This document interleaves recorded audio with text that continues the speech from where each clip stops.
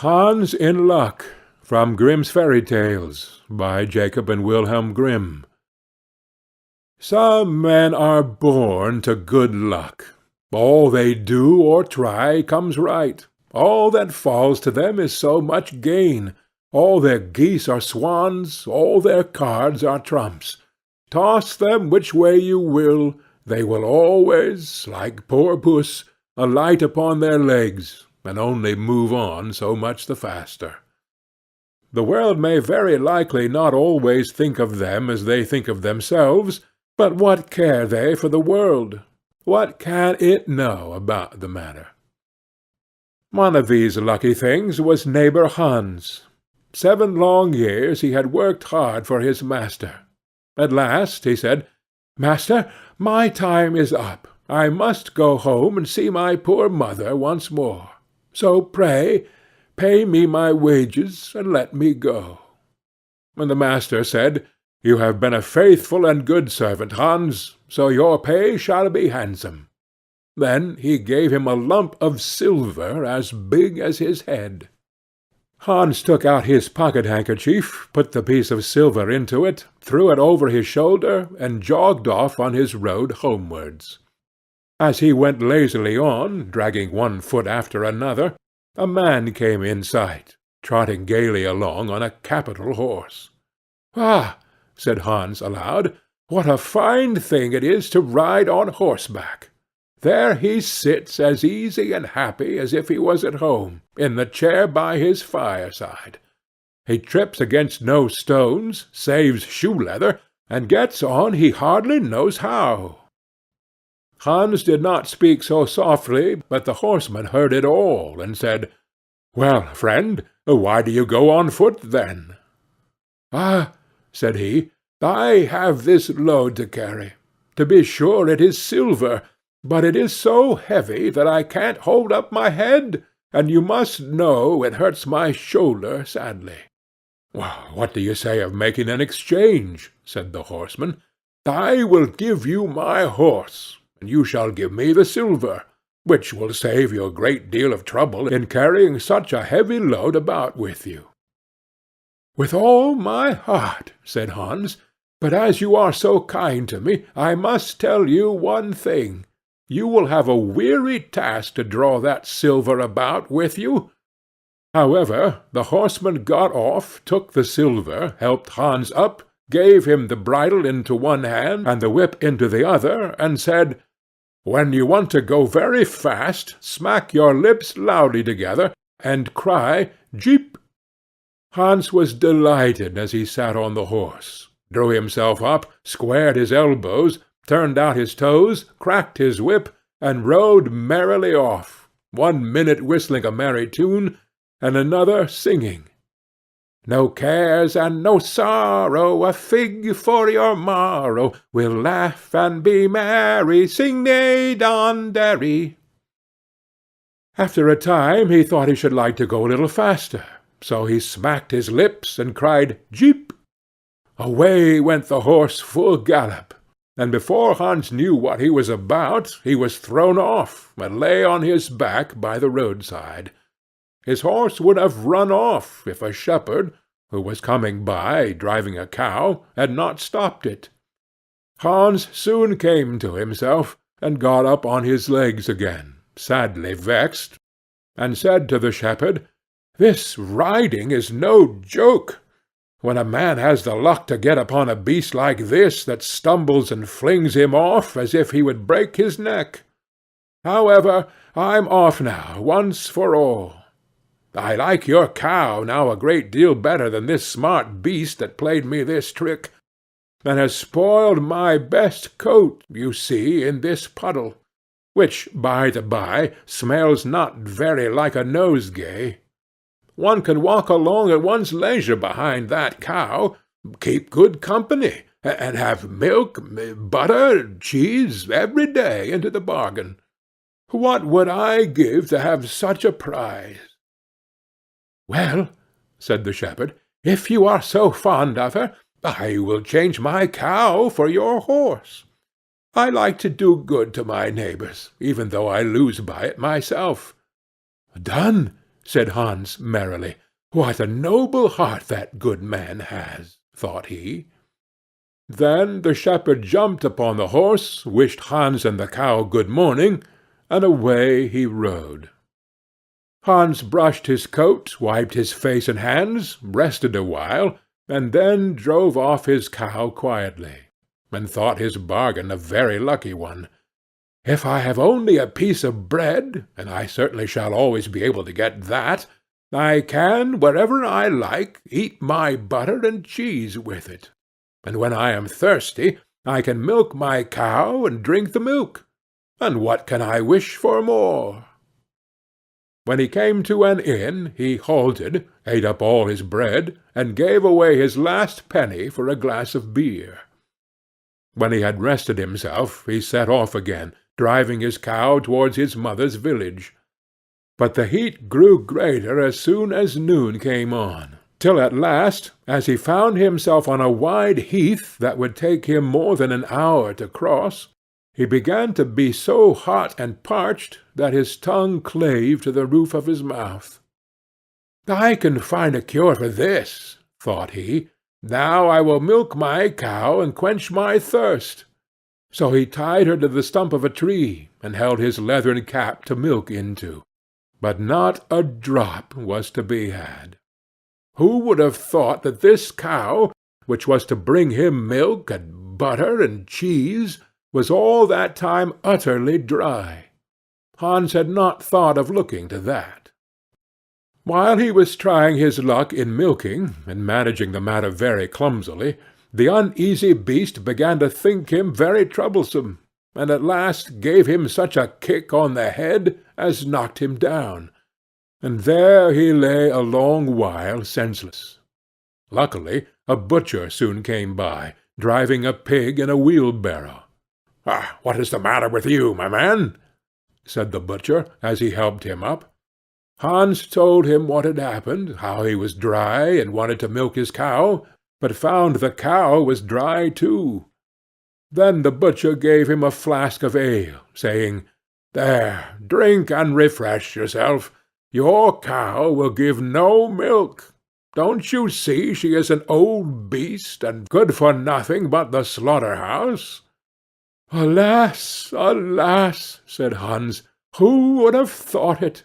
What a shame to take my horse and give me only a dry cow! If I kill her, what will she be good for? I hate cow beef. It is not tender enough for me.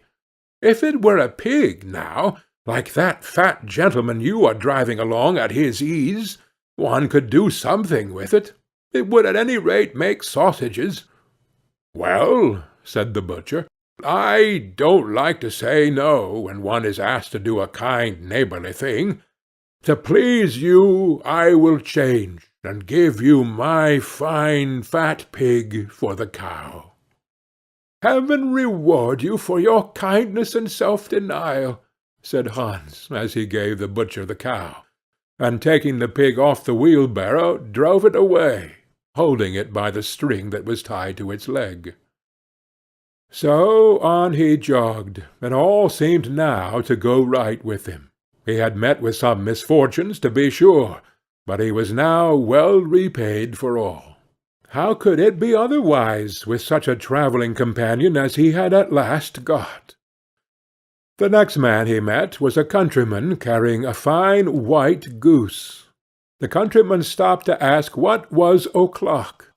This led to further chat, and Hans told him all his luck, how he had had so many good bargains, and how all the world went gay and smiling with him.